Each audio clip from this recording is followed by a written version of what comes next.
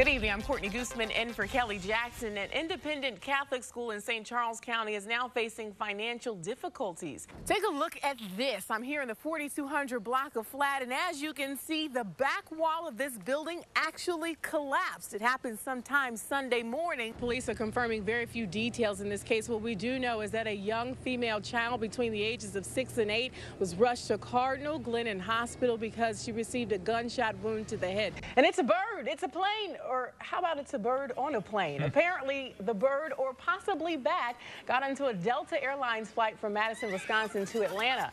Mike Schmidt says he fell asleep during the early morning flight and was woken up by a scream, then saw the unidentified flying object go by that's inside the cabin that you're looking at.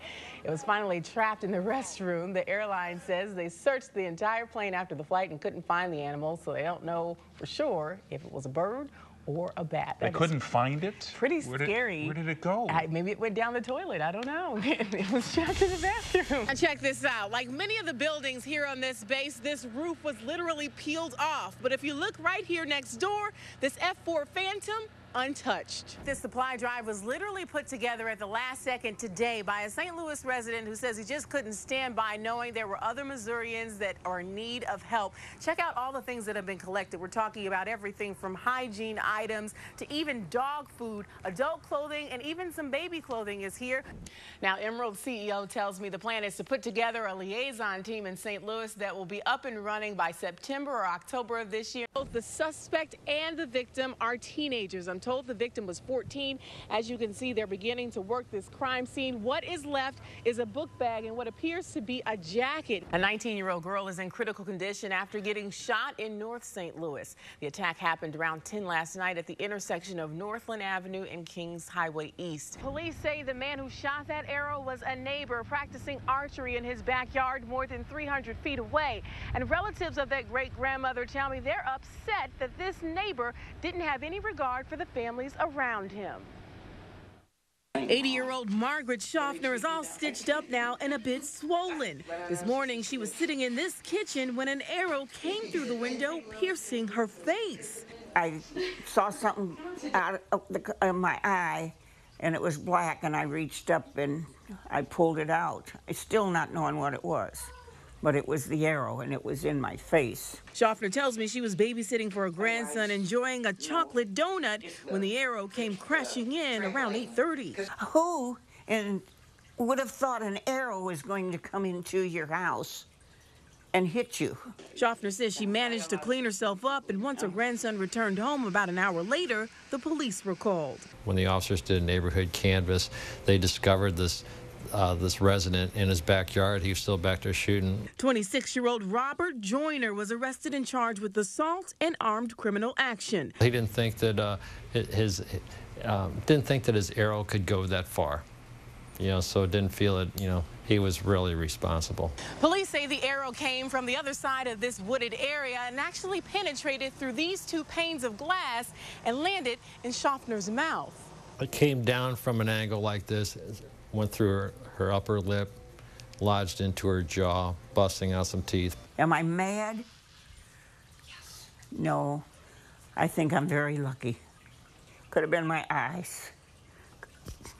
Could have been my chest. So, yeah, I feel like I'm lucky.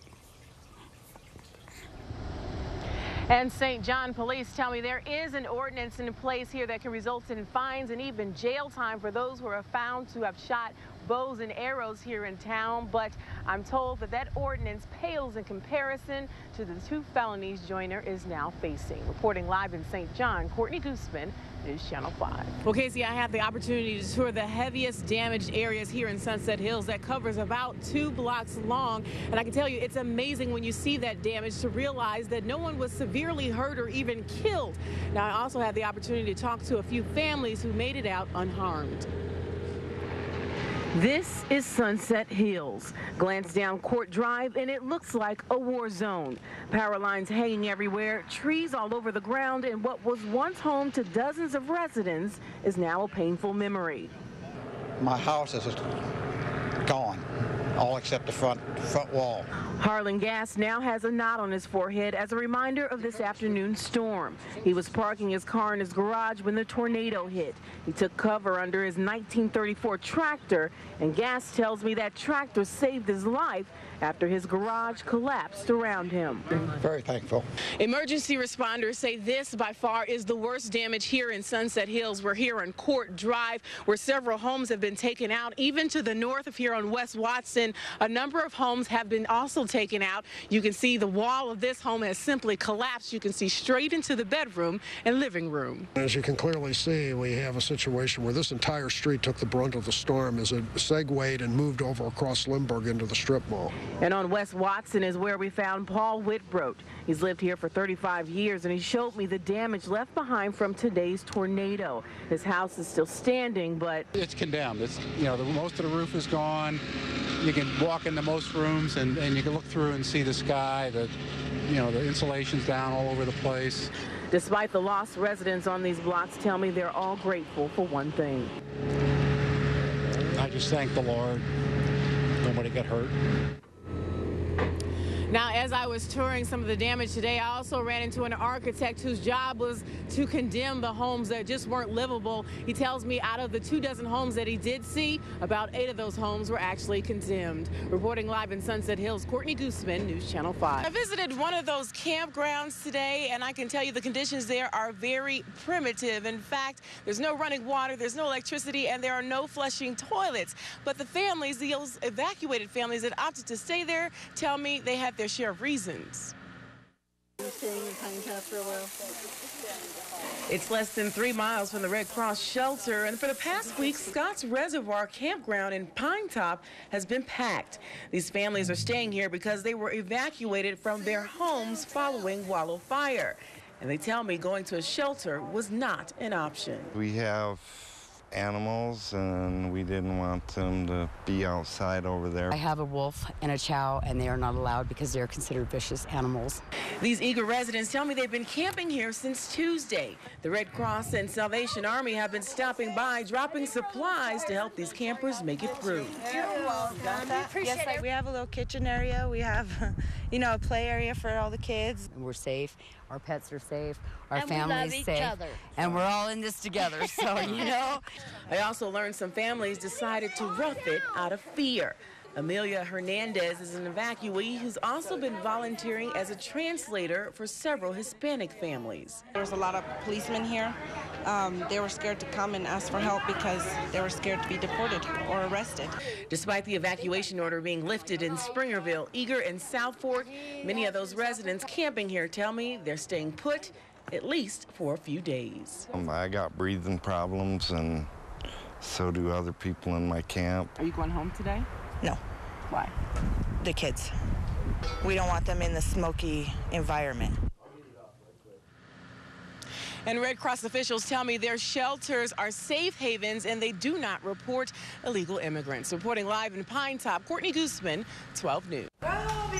If you've had the chance to meet Robbie Small, you won't forget him. This 8th grader attends Columbia Middle School and considers himself an athlete, a bowler.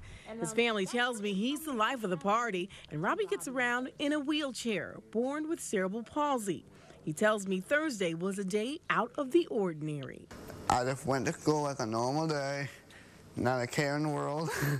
And in the middle of lunch, Robbie tells me he began having a seizure. My eye went back. I'm like, why here?